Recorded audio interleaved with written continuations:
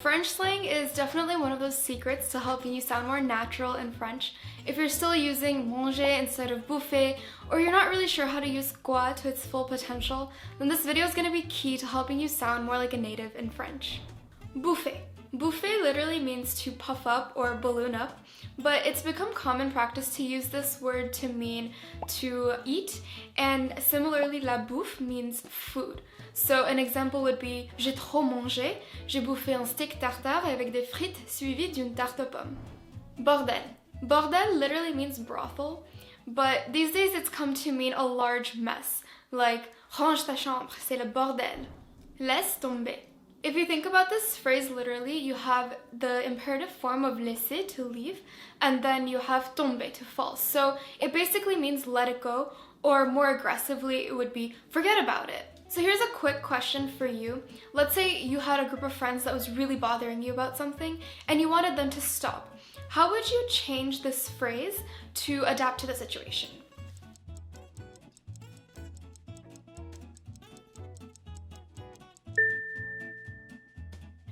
If you said laisser tomber, you would be correct. Since it's a group of friends, you have to change it to the vous form, which is the you plural form.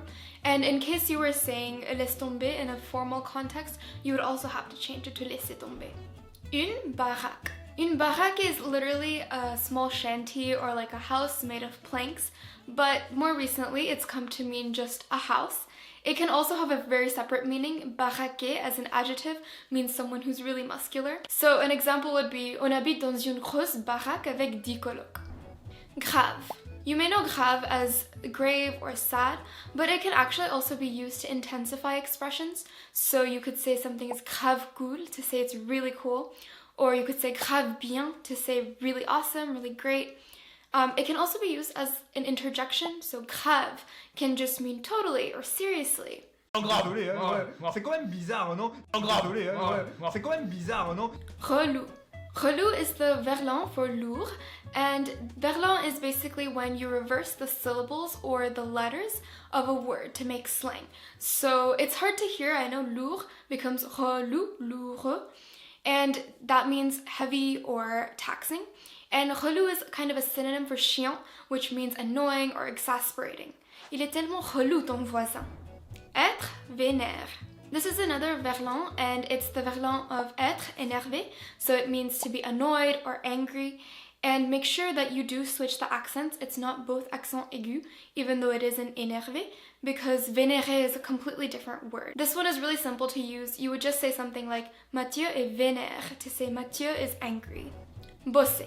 For this one, I'm actually going to play a few video clips first and then let you see if you can deduce the meaning from context. C'est bon, vous avez tout ce qu'il faut pour bosser dans des bonnes conditions. Alors... Quel bilan Continuer à bosser sur mon anglais. Toujours fait, c'est-à-dire je bosse 3 heures le matin, 2 heures l'après-midi et voilà, je fais mon emploi du temps. Bosser means to work, and it kind of has the connotation of slogging away at work.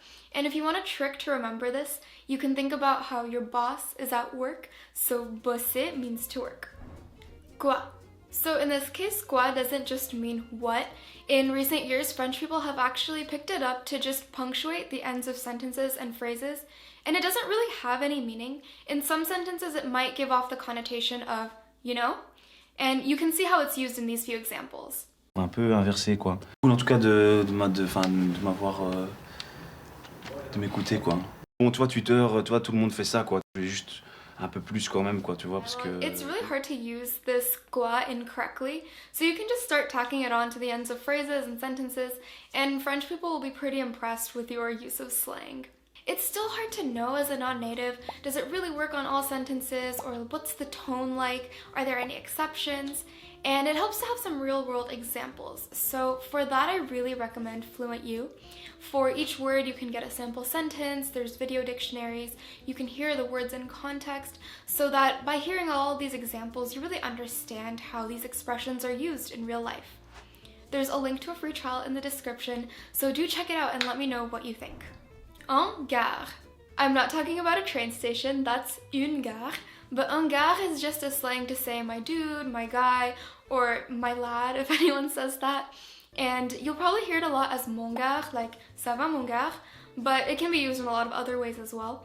And a fun fact to help you remember this that you might have noticed is gare actually comes from the word garçon. So garçon is boy, and then un gare is like my dude. Les gars, moi je dis clairement, j'ai jamais aimé l'école. Les gars, moi je dis clairement, j'ai jamais aimé l'école. BG. So speaking of guys, BG means beau gosse, which stands for hot guy. Do be careful though, because without the beau, if you just say gosse, that actually is a slang for child. And in Quebec, it means something different. It stands for male anatomy, and it's une gosse, so has some other connotations. So make sure you know where you're using it. But BG means hot guy. Bouf. Bouf is kind of a slang for saying or meh, and it's a pretty all-purpose expression or response. C'était comment ton rendez-vous avec le BG? Bof. Okay, it's time for another little quick quiz. Let's say your friend tells you, Mon ex n'arrête pas de m'appeler. What would be an appropriate way to respond to that?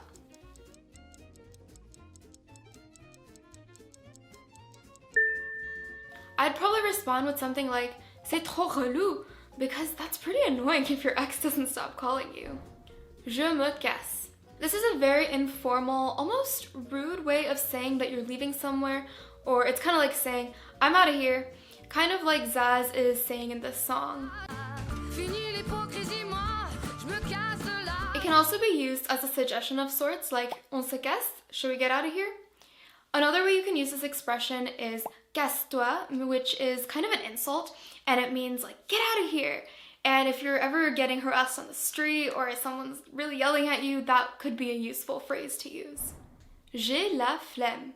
J'ai la flemme is used when you're just too lazy to do something or you can't be bothered.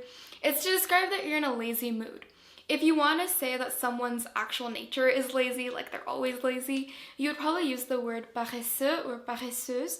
But if you're just having an off day, really can't be bothered to do stuff, use j'ai la flemme. You can often use it in the construction j'ai la flemme de, and then add whatever, like j'ai la flemme de faire les devoirs, les tâches ménagères, les courses. Also, a fun hashtag to look up is hashtag flemme de cuisiner, because then you can see a lot of lazy meal ideas. Although I have to say, some of these people are definitely chefs. La vache. La vache literally translates to the cow, and it's basically used the same way that we use the expression holy cow in English to express disbelief.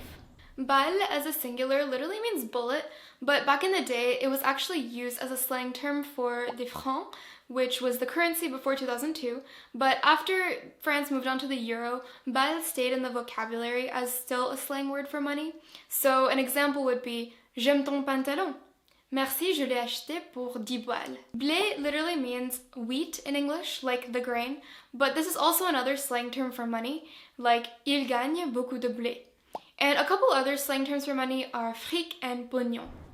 Une clope. Une clope is going to be a really common slang term in Paris because une clope means a cigarette.